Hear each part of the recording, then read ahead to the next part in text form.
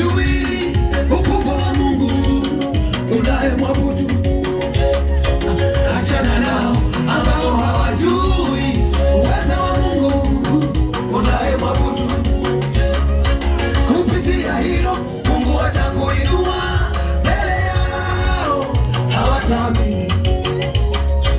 Kupitia hilo Mungu atakubariki mbele yao, hawatakubariki.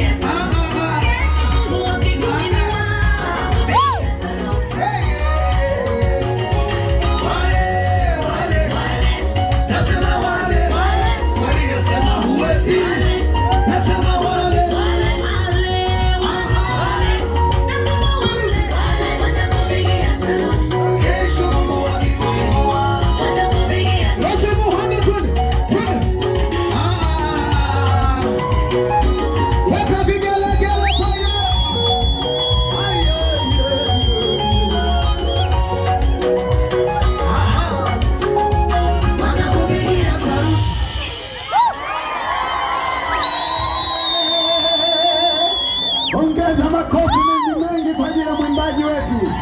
Bado haitoshi, usiwe na wivu wewe.